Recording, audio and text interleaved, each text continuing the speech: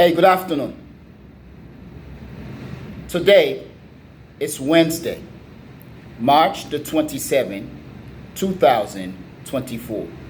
The time now is 4:08 p.m. I just want to provide a quick update in terms of my perspectives relating to the situation in Moscow, Russia. And I'm talking specifically the attack, okay, in Russia, which happened last Friday. And this update is going to be based on about 9 newspaper articles which I've reviewed. Well, basically about 9 articles, and I got 5 of them off of the website RT Russia Today. The other 4 to 5 newspaper articles, I got them from Western news sites, most especially United States news sites, such as the Associated Press and others. Now, this talk is going to be based on my perspective, and I am basically going to read some parts of these articles which I basically highlighted as I reviewed them.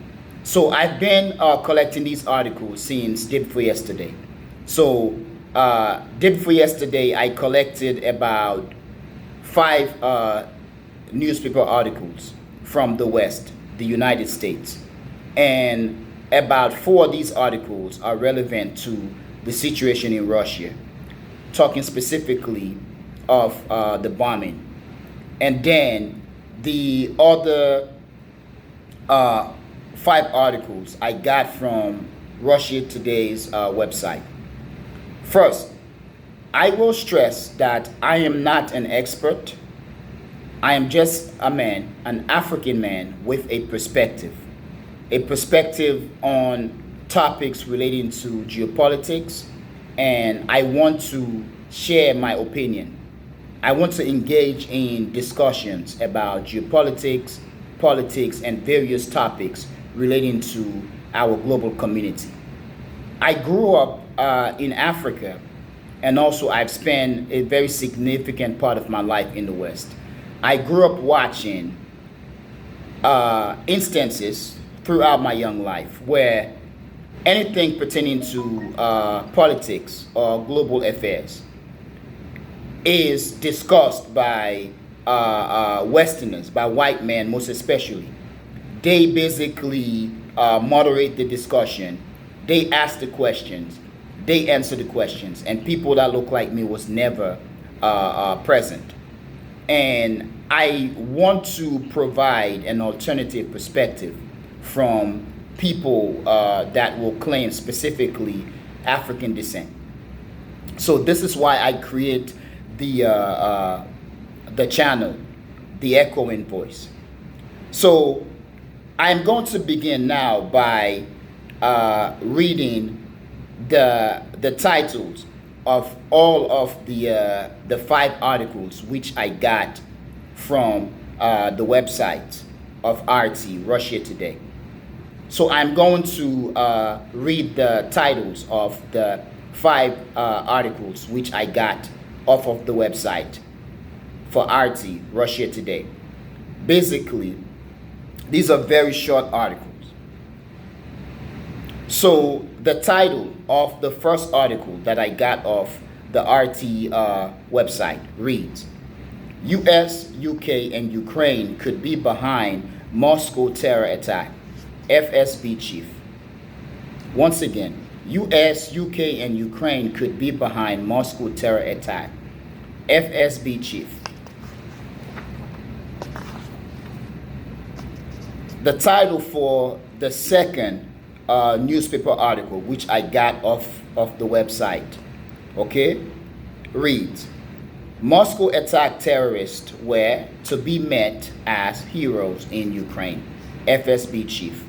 Once again, Moscow attack terrorists were to be met as heroes in Ukraine, FSB chief.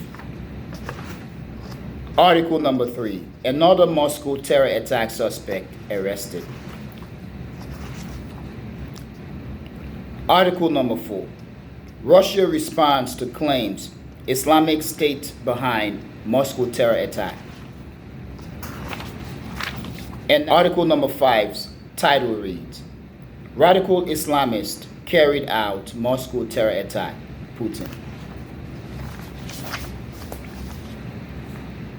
Okay, now I am going to read the titles of the 4 article which I got from the West, okay, from American sources, which I am going to include in my talk today.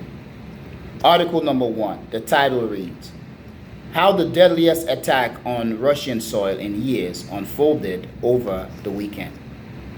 I'm going to repeat. How the deadliest attack on Russian soil in years unfolded over the weekend.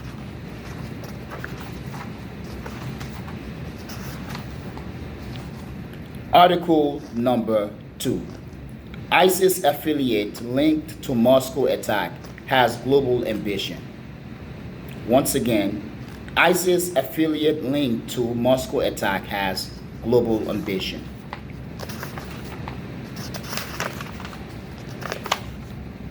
Article number 3. Putin dismissed U.S. warning of extremist attack in Moscow.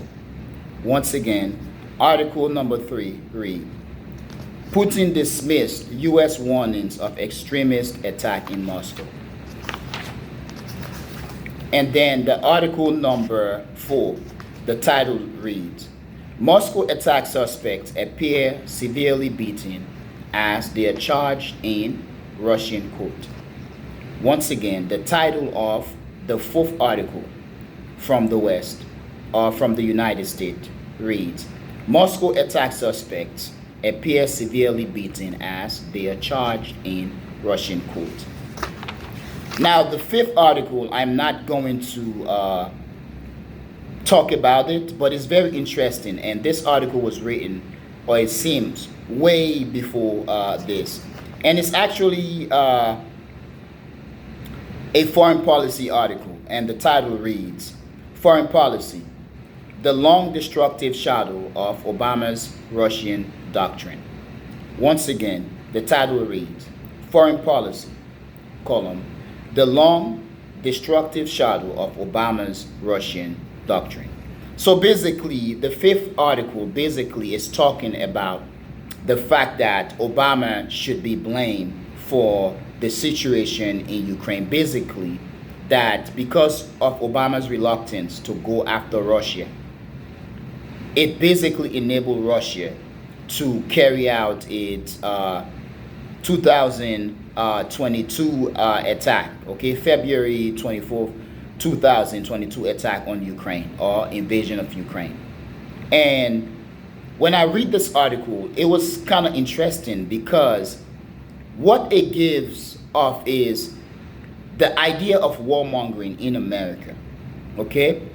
People, and in this case, we are talking about the think tank. They seem to be part of the problem.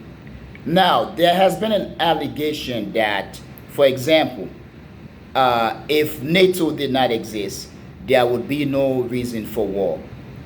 And after reading this article, I am beginning to think that if the United States does not have enemy, there will be no reason for many of these think tanks to exist. That's what it seems like. It seems like they cheerlead the United States to engage in lots of things around the world.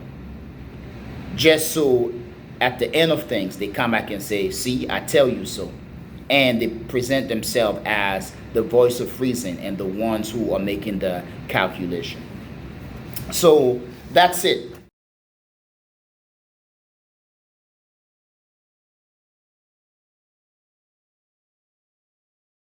Now, the first 5 articles that I'm going to talk about, as I said earlier, I took from the website of RT, Russia Today.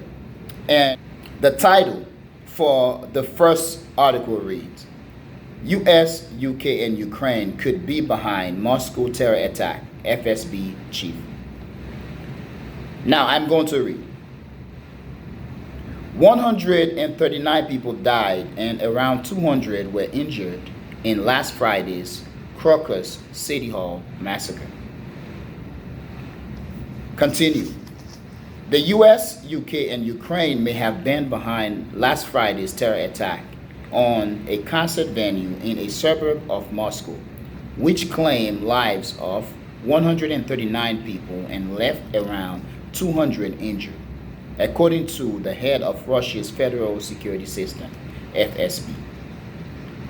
Alexander Botnikov told reporters on Tuesday that the authorities are currently trying to establish the identity of everyone involved in the attack, both inside and outside Russia. Continue. When asked whether the United States, Britain, and Ukraine could be behind the terrorist attack, the FSB chief responded, "We think that this is so. In any case, we are now talking about the information that we have. This is general information, but they, the investigators, also have concrete result." So the information, what information do you have? Now I am going to stress that more things are coming out pertaining to the attack in Moscow. And at the time that I am reading this, as of now, and at the time that I was able to collect all these articles and review them, lots of things had changed. So I will have to provide more updates as well. Now let me continue. Article number 2, the title reads, Moscow attack terrorists were to be met as heroes in Ukraine, FSB chief. I'm going to read. The 4 gunmen responsible for Friday's terrorist attack on the Crocus City Music Hall in Moscow were planning to escape to Ukraine before they were apprehended by Russian law enforcement. The head of Russia's Federal Security Service, FSB, Alexander Botnikov, said. So basically the same person whose name I've read earlier, a couple of seconds ago. Continue.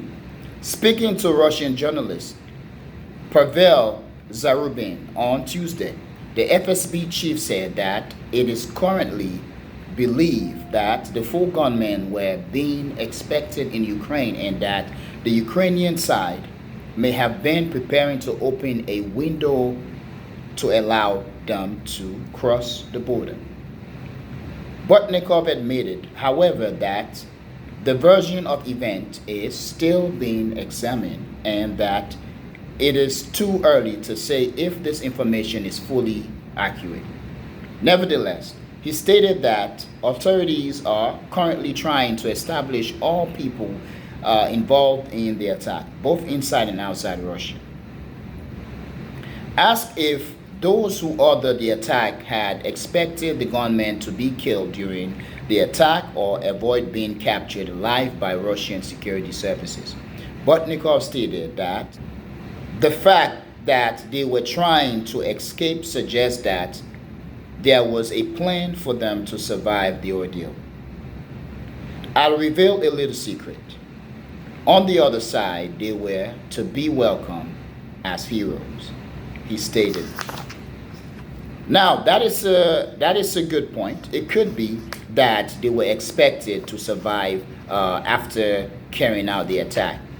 And I did raise a question as I was preparing for this update.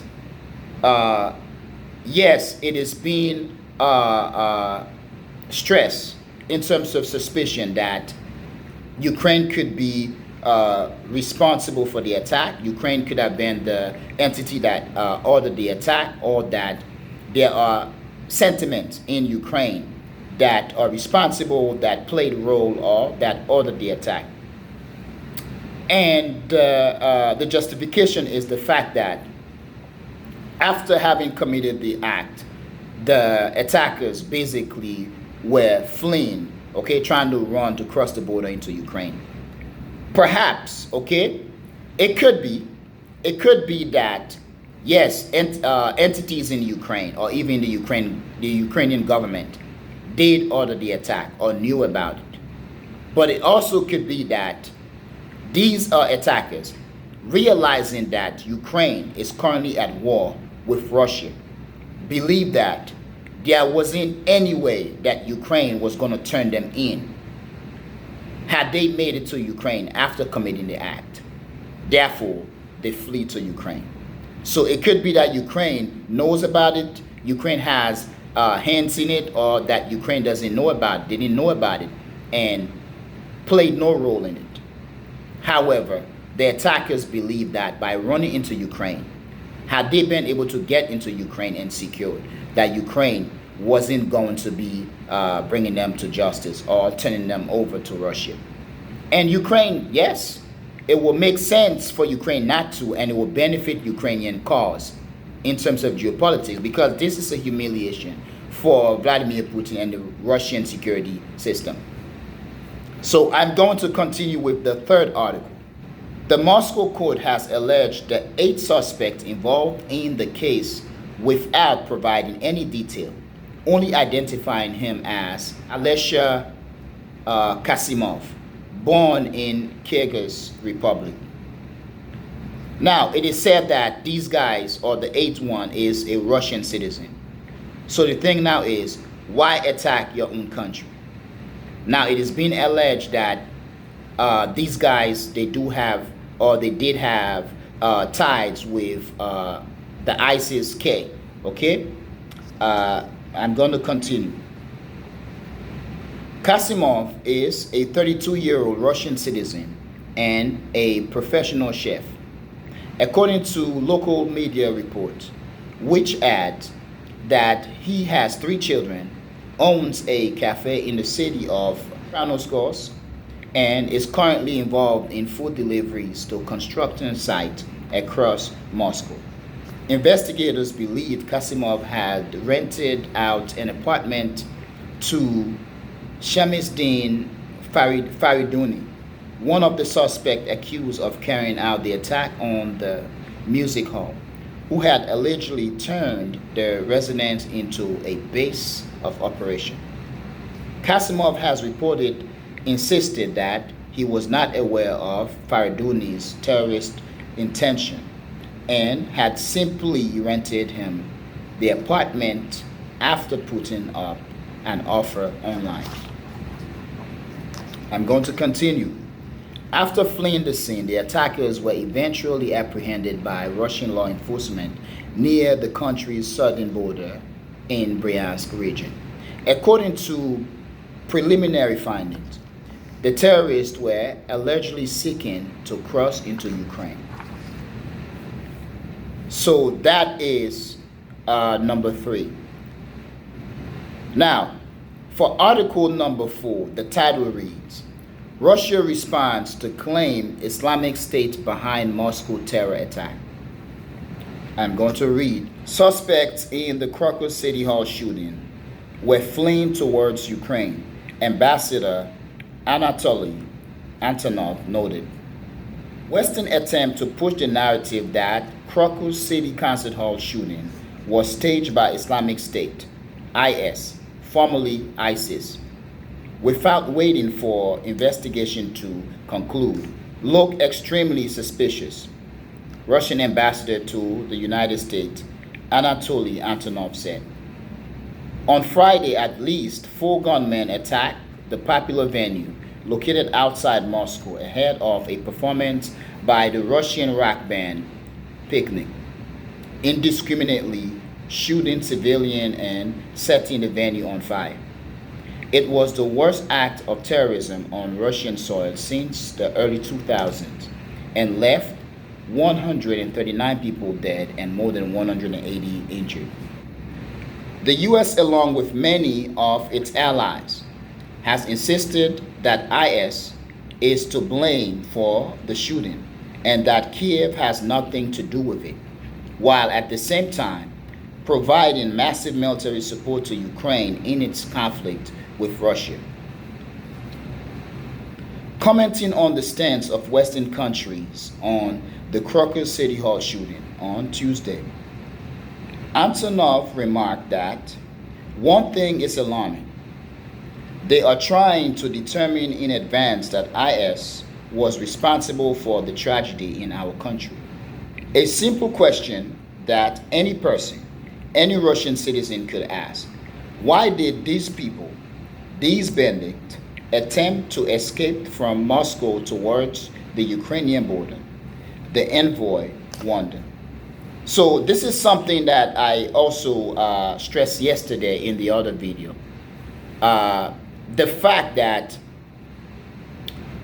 the West is basically getting on the offensive and immediately pulling a punch, basically trying to assert that Ukraine has nothing to do with the attack and that IS or ISIS is solely responsible for carrying out the attack in Moscow. Basically, by doing this, the United States and the West, they are managing to position themselves as entities that knew about the attack, that allowed the attack to happen, or that basically play a role in the attack. And which in itself, I do believe will galvanize Russian support of their government or the government's cause or the government's effort in Ukraine. I'm going to continue. According to Antonov, this detail suggests the regime of Ukrainian President Vladimir Zelensky has become terrorist if it welcomes these terrorists. He added that this fact alone requires special attention and investigation. He added that he and other Russian diplomats were confident that Moscow's law enforcement agencies will conduct an investigation and reveal who was behind those killers that inflicted a very serious wound on us, adding, "We are firmly convinced that all these degenerates should be punished." So we are seeing here in this case the tough talk. So you are formally, as a government, referring to the attackers as terrorists. You are calling them degenerates. So this in itself is basically dehumanizing them. Whether the Russians are right or wrong, this basically is kind of like things that governments, leaders, security apparatus out there often do.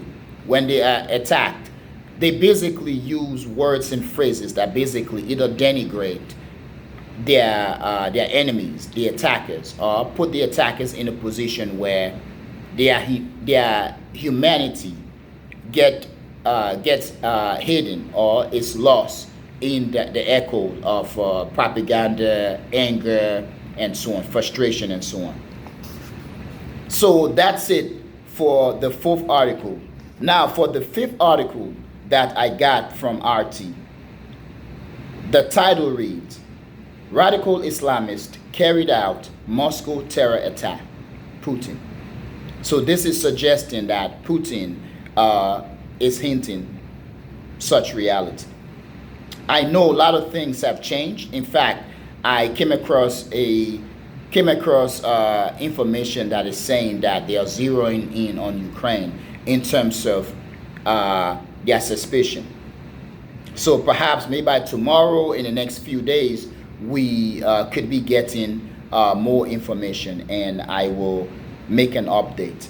Of course, how quick this update is produced is another issue, because there's another thing that is happening in Africa, and I'm talking about the election in Senegal. And I need to make a video, I need to make a talk about my perspective on the election in Senegal, where one of the youngest, if not the youngest president in African history, or so many are alleging, has won election in Senegal. Senegal is a very important country in West Africa and Africa.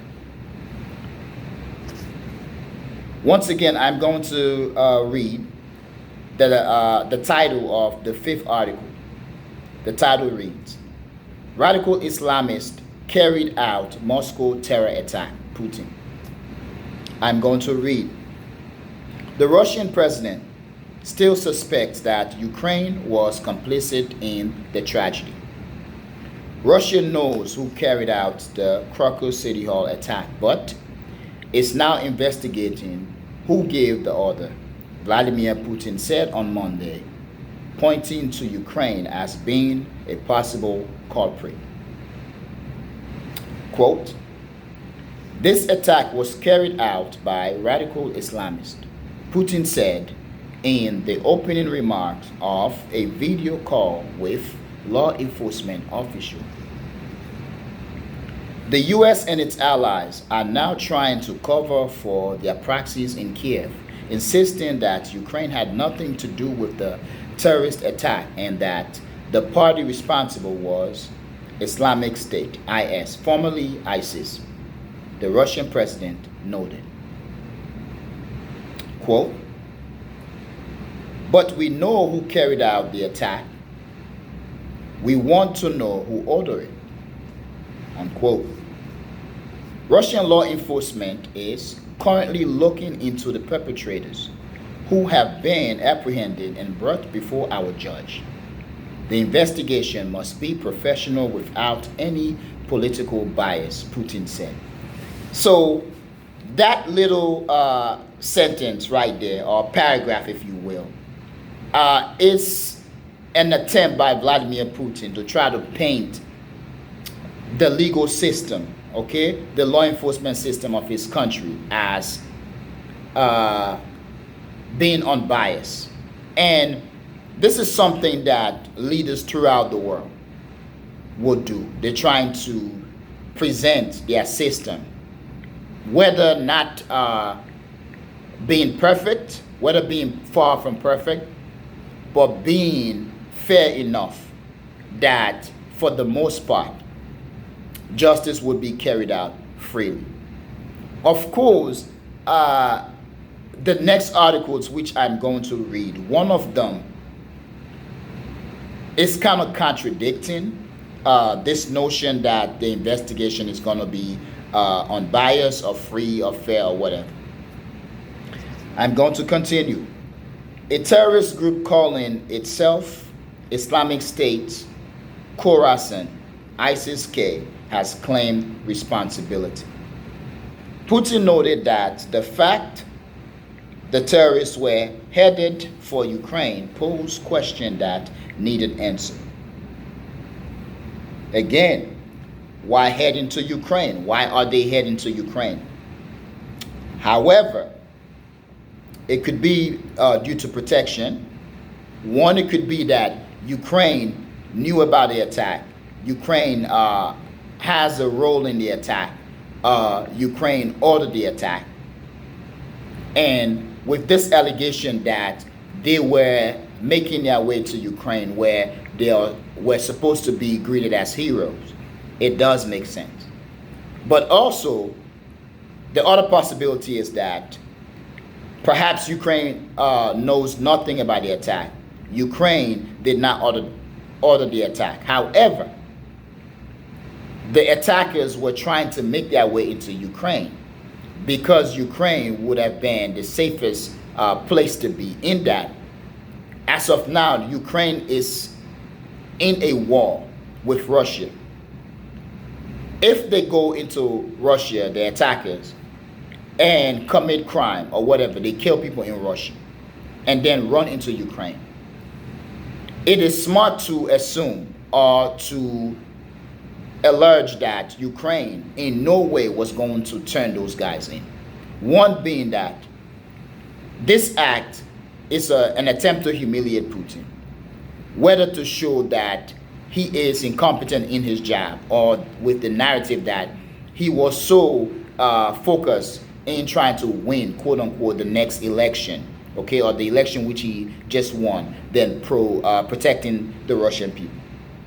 Either way, it is common sense to claim, to assume, to perceive that these guys were also trying to run to Ukraine, whether Ukraine know nothing about the attack or not, because they believed that they were going to be free there. Other governments in the region, other countries, perhaps would have turned them in to the Russians. But Ukraine, in the fog of war, dealing with what's happening, Ukraine wouldn't have turned them in, and the West would continue to back Ukraine. I'm going to continue. Quote, who was waiting for them there? It is clear that those who support the Kiev regime do not want to be accomplices and sponsor of terrorism, but a lot of questions remain, he said. So basically, they're talking about Putin's statement. So yes, guys, so these are basically the 5 articles that I got from RT. They are very interesting, and these articles are very short. They are limited in specifics. They basically highlight the attack, the amount of people who died, the amount of casualties, or those who are wounded or so injured or so on. Okay, these articles from RT are basically open to interpretation. There are statements out there, okay, claims out there by many prominent people in international relations or whatever, that the Russians do not necessarily or do not always come out and speak on things until they got all the proof. Then they point finger. So perhaps this is what's happening, because I'm noticing what are the first, second, third, fourth, or fifth articles, whether we are talking about the ambassador, what is it, Antonov? Yeah, the ambassador Antonov speaking, whether we are talking about the chief of the FSB speaking, or Vladimir Putin speaking. They basically make hints, but do not point the finger directly at who they think is responsible or could be responsible. And again, it's one of those talk softly moments. Do not just point the finger until you get all the proof, because in international relations, anything could cause you embarrassment. So perhaps that's what this is about. But yeah, a couple of questions. When the FSB chief stated that we have information, what information do you have? How damning is your information? Okay, so that's important questions out there. For the articles that I got from the United States or from the West, okay, one is from the Associated Press. The other is from the New York Times.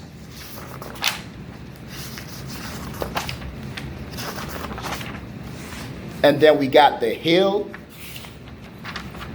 CBS,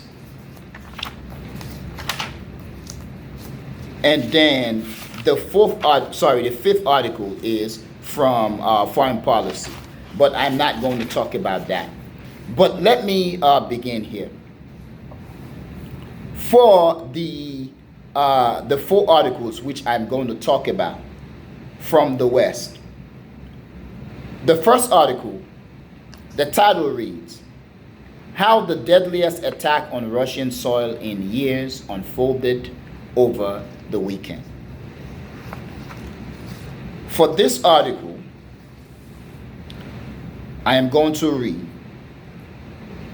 Putin, who on March 17 secured a 5th term in office in an election with no real competition, didn't address the nation until Saturday afternoon, more than 19 hours after news of the attack broke. First of all, that sentence is a loaded sentence. It seems more to be pointing a finger to make Putin look bad than focusing on the fact that he addressed the people. Whether he addressed the people 2 seconds after the attack or 300 years, it's none of the business of people from the West. It's not the business from the Associated Press. It also stressed in the sentence that he won an election with no competition. Does it matter? Is it your election? He won it with no competition.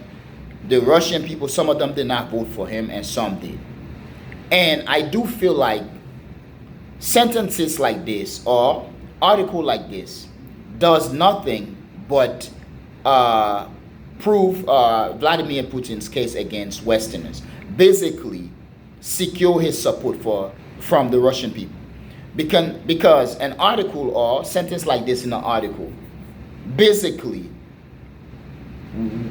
while they may sound good to someone who is against Putin or against Russia currently in Ukraine, for people who are outsider, who do not have, as they say, a dog in this fight, this seems more like an attack against Vladimir Putin, an attack on him, than a subjective attempt to paint a clear picture, fairly and honestly, for the world to view. So once again, it reads, Putin, who on March 17 secured a fifth term in office in an election with no real competition, didn't address the nation until Saturday afternoon, more than 19 hours after news of the attack broke. Basically trying to say he doesn't give a damn about the people of Russia. He just cares about his election. I'm going to continue. Throughout the night, in Russia and abroad, discussions swirl about who was responsible for the brazen attack. Authorities in Ukraine, invaded by Russia more than 2 years ago, swiftly and vehemently denied any involvement. The denials were quickly backed by the United States official, drawing a sharp reaction from Russian officials. I'm going to continue. On what grounds officials in Washington, in the middle of a tragedy, are making conclusions about someone's non-complicity? Russian Foreign Ministry spokeswoman Maria Zakharova said in an online statement, if the U.S. has or had reliable information about it, they should immediately pass it on to the Russian side. If they don't, then the White House has no right to hand out absolution. That's a fair assessment and a fair criticism. As I said in the first video, the introductory video to the situation in Russia, the United States, Washington, D.C., Joe Biden, and the West are making statements and doing things that position themselves for blame, for more criticism, as being complicit, as being part of those who ordered this attack in Russia, or as entities that knew about it and wanted it to happen or did not prevent it. So it's a fair assessment and a fair criticism.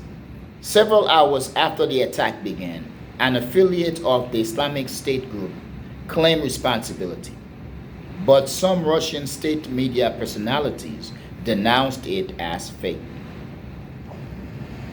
So I am going to continue to read excerpts from the first article from the Associated Press and continue.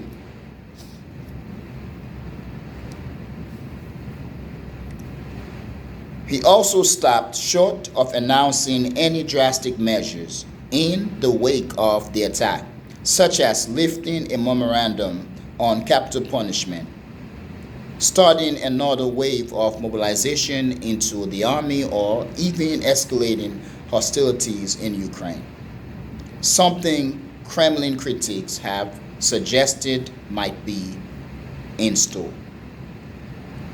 Question: does he have to? So what seemed to be going on in this sentence, or with this line that I just read, is the notion that everyone must play ball in the manner the West sees fit. So it seemed like what seems to be the case is that Western leaders, Western critics, Western analysts often say something and they egg you into doing what they say, what they are predicting. And then when you do it, they get to come back and say, see, we told you so. We told you this was going to happen. So just because of the attack, Vladimir Putin does not have to announce any drastic measures. Vladimir Putin does not have to lift any memorandum on capital punishment, even though the many in Russia are calling for it.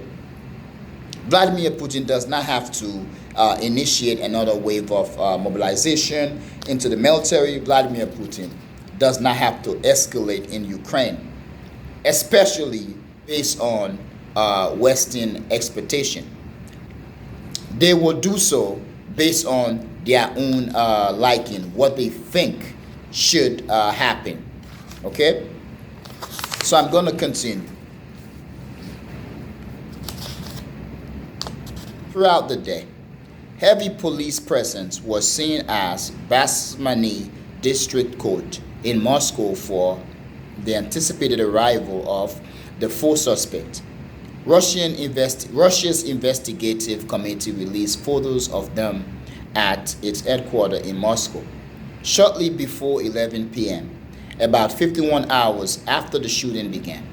The suspects, one by one, appeared in court for their pre-trial hearing. Bruises were visible on their faces. One had a bandaged ear, another was in a wheelchair and hospital gown. The court said two of the suspects admitted guilt, though the man's condition raised questions about whether they did so freely. Does it matter whether they did so freely? I think in this case, the article's author is not considering the fact that in many cases when something like this happens, law enforcement in many cases will become brutalized. I'm not saying what happened to those guys is justified, no. But the articles seem to be more in focus of trying to discredit the Russian legal or the Russian law enforcement system. Because when I read this article, at least at the end of it, it seems to take away the focus from the attack and put it on the current condition of the attackers. Now, I'm going to continue with the second news article, which is a New York Times article. The title reads, ISIS affiliate linked to Moscow attack has global ambition. So this article basically states that ISIS-K has ambition even in West Africa. It actually not only shocked me, but it alarmed me because I think it's one thing that Africans need to begin to stress their opinion on. We do not want these nonsense over there. We are already dealing with poverty. We are dealing with lack of education, food insecurity, and other stuff. We do not want other people's insecurity, such as terrorism, to come into Africa. Now, for the second article, I'm going to read. 5 years ago this month, an American-backed Kurdish and Arab militia ousted Islamic State fighters from a village in eastern Syria, the group's last sliver of territory. Since then, the organization that once staked out a self-proclaimed caliphate across Iraq and Syria has metastasized into a more traditional terrorist group, a clandestine network of cells from West Africa to Southeast Asia engaged in guerrilla attacks, bombing, and targeted assassination. None of the group's affiliates have been as relentless as the Islamic State in Khorasan, which is active in Afghanistan, Pakistan, and Iran, and has set its sights on attacking Europe and beyond. U.S. officials say the group carried out the attack near Moscow on Friday, killing scores of people and wounding many. American counterterrorism specialists on Sunday dismissed the Kremlin's suggestion that Ukraine was behind Friday's attack near Moscow. The modus operandi was classic ISIS, said Bruce Hoffman, a terrorism scholar at the Council on Foreign Relations.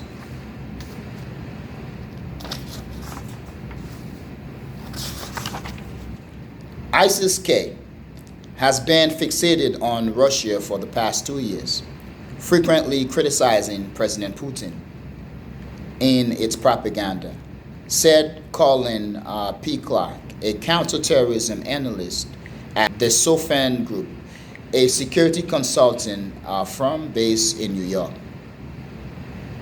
ISIS-K accuses the Kremlin of having Muslim blood in its hand, referring Moscow's intervention in Afghanistan, Chechnya, and Syria.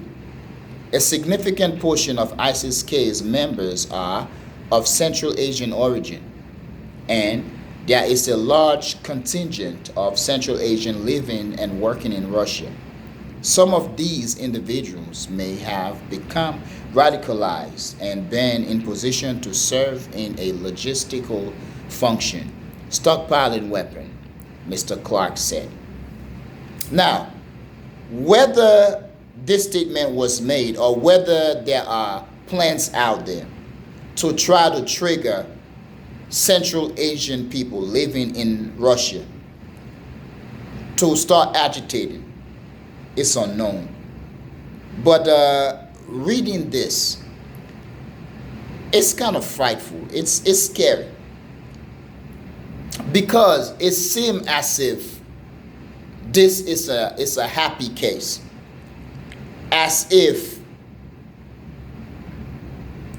they want this to happen. But if this is really a terrorist attack, if this group is indeed a real terrorist group, and I'm not denying that it is, I think the West should be alarmed. Because if they are done with Russia, they are coming after the West next. But it seems like there is a got you moment as I read this article, like, yes, these guys may not be the traditional Al-Qaeda, but these guys, whether they are Central Asian or not, okay, if they are terrorists and they're attacking Russia, and you are saying that they do have cells in West Africa and other places around the world, and Europe could be next, then what I'm reading here in this paragraph doesn't seem to be concerning.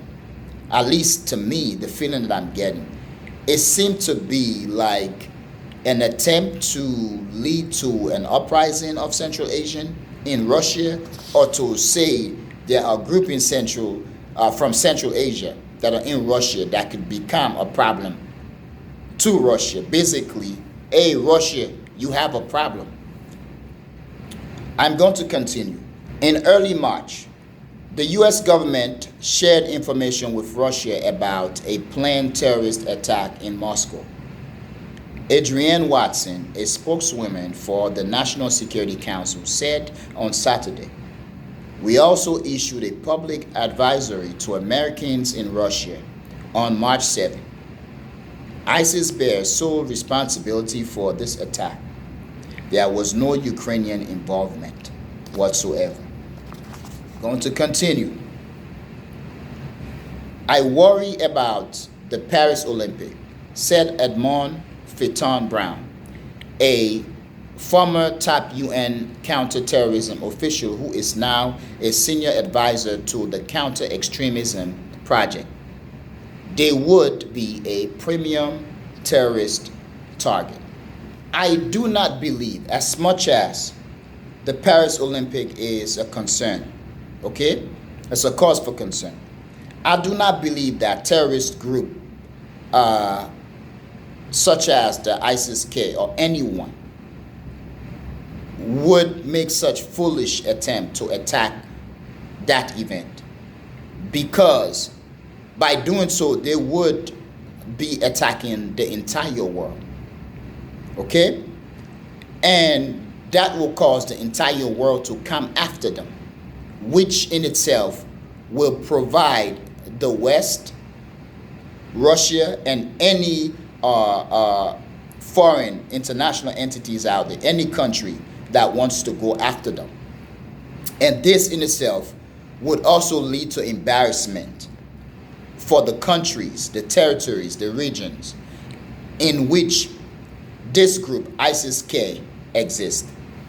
I think as much as the Olympic is a greater venue of people from much of the world, and the crowd in Paris would be very difficult to handle, because there are lots of people, and it's going to be problematic for the French government, because you're trying to keep the security of the event, the Olympic event, just as it is, but then you have to worry about the possibility of terrorism.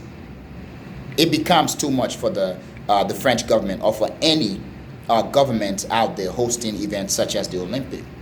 But I do think terrorists such as ISIS-K will not make a move on venues such as the Olympic. I may be wrong, and I hope to learn and get better in what I'm doing. But I think events that do not involve the entire world, such as the Olympic, I think have greater chance of being attacked than events such as the Olympic, where many people, countries that have nothing to do with terrorist groups such as ISIS-K would be present. And by attacking and killing such people would mean problem for them. Then I could be wrong again, because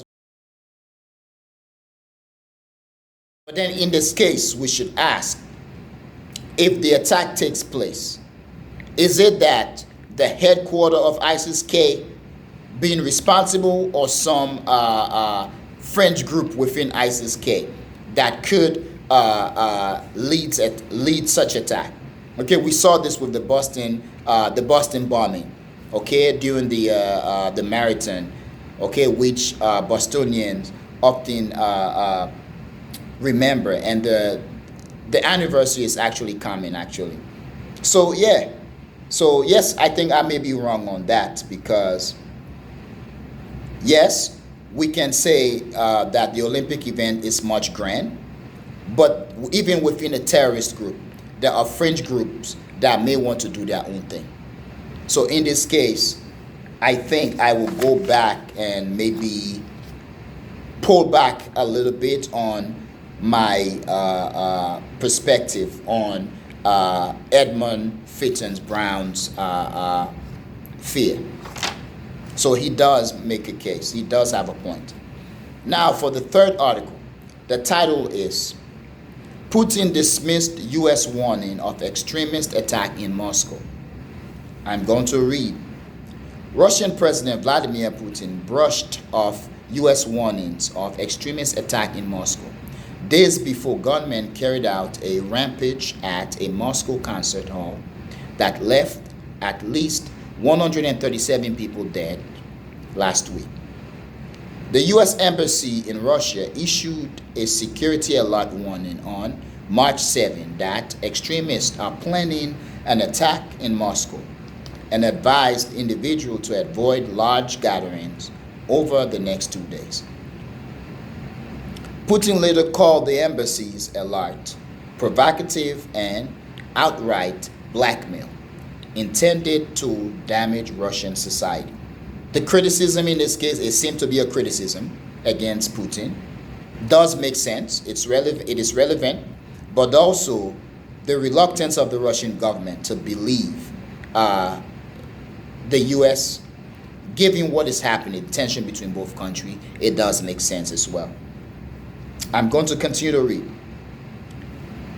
I would also like to recall, that's Putin saying, I would also like to recall the certain provocative statements by a number of official Western structure regarding potential terrorist attack in Russia. Putin said during a March 19 meeting of the Federal Security Board, per the Kremlin transcript. All these actions resemble outright blackmail and the intention to intimidate and destabilize our society. You are well aware of them, so I will not go into detail at this point. So now I'm going to read, and I'll try to read as fast as I can, the fourth article, which is a CBS article. Once again, the fourth article's title reads, Moscow attack suspect appears severely beaten as they are charged in Russian court. Now, something about this article. This article basically, the vibe that I get from this article when I review it, it seems to be very sympathetic, whether willfully or not knowing it. Unconsciously, this article seems to be very sympathetic for the attackers. It seems to focus more on the fact that they were abused or could have been abused than focus on their action, what they did in Moscow. Okay, the fact that their actions led to the death of at least 137 people and about 200 being wounded. Yes, the article started by stating the amount of people who died. But throughout the article, what I got from it is it seemed to be paying respect, seemed to be focusing on the current experience of the attackers. So I'm going to read and then I will end. Photos and videos released by the court show the four men being led into the courtroom with various levels of injuries. 3 of the men had visible bruises and swelling on their faces, including one with heavy bandaging around his right ear. The 4th seemed barely conscious as he sat inside the prisoner's box, dressed in a hospital gown and on a stretcher, with his eyes closed for most of the hearing. It came after images showing the suspect's violent treatment in custody were shared widely across Russian social media. And as President Vladimir Putin vowed revenge but made no mention of the Islamic State group, which claimed responsibility for the deadly attack.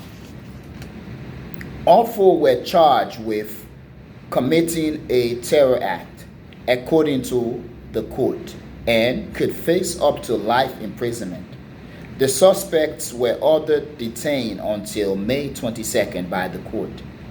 7 more people were detained on suspicion of involvement in the attack. It is very interesting in the last sentence I just read, which is that it reads, all four were charged with committing a terror attack, according to the court. The court is not quoting, the court is charging them.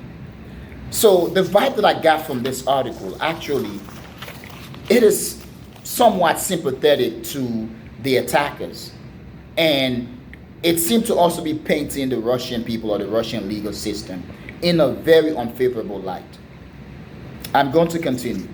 NBC News analyzed footage shared over the weekend by Russian pro-war Telegram channel that showed at least one of the suspects being tortured and others violently interrogated and injured. NBC News was able to authenticate the footage by comparing it with images of the suspects as they appeared in court on Sunday. I'm going to continue. Video also shows suspect SF being interrogated on the ground in the wood as a man holds F's head up by his hair. In a subsequent image, F draws on the floor of a sport hall with his pants and underwear around his knees, while a man stands on his leg, a black box at his side. Continue. The men are accused of perpetrating the worst terror attack Russia has seen in at least 20 years, killing at least 137 people and leaving dozens injured. Continue. Putin claimed Ukraine's involvement in preparing an escape route for the suspects before they were captured, an accusation Kiev has vehemently denied and said was being used to distract from his own security feeling and raise support for intensifying his military campaign. Exactly what I've been saying. It could be, could not be. In a sign of a febrile mood among Russian officials and beyond, a leading Kremlin propagandist offered an approving nod to the sign of torture, and others called for the perpetrator to face the most severe punishment, with some even reviving calls to bring back the death penalty. I never expected this from myself, but when I see how they are brought into the court crooked and even this year, I feel extremely satisfied. The head of the Russian state broadcaster RT, Margarita Simonian, said on Telegram, next to the image of 4 suspects from the court. Meanwhile, former president and deputy chairman of Russia's Security Council, Dmitry Medvedev, called Monday for the perpetrators and everyone involved in facilitating the attack to be killed. Who paid, who sympathized, who helped kill them all, he said in a post on Telegram.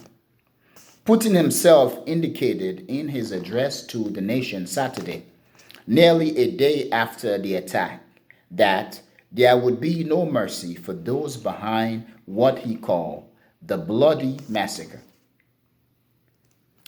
Terrorists, murderers, non-humans who do not and cannot have a nationality face one unenviable fate, retribution, and oblivion, said Putin, who less than a week ago was jubilantly celebrating his choreographed landslide election win. Kremlin spokesperson Dmitry Peskov declined to comment Monday when asked about the signs of violence on the suspect's face during their court appearance and the videos of alleged torture circulating online. So I'm going to end here with the articles. Now, the 4th article, let me go over it again, the title. So the 4th article is very interesting. Yes, you can say perhaps the authors were trying to point to the fact that these guys were terrorized, they were tortured, but it also appears as if the authors were trying to be sympathetic to the attackers while at the same time painting the Russian security apparatus, the Russian law enforcement system as being incompetent. It's one word that I've been using a lot, being brutal. Okay? But once again, it appears as if they are just trying to be sympathetic to the attackers, which in this case does not look well for them. So I want to stop right here. Now, in terms of the implication, the broader scheme of things, there are those who are saying that if Russia can prove that Ukraine is responsible, that Russia is going to declare war, I say no. Russia is not going to declare war, because if Russia declare war, they will have to maintain the war effort. They will have to focus all energy on the war. They have to win. But Russia will be in a better position, and I think the Russians will escalate to a point where it seems like they have declared war, but not officially declare war. I'm going to end here. Thank you very much for watching. The Echoing Voice. Peace.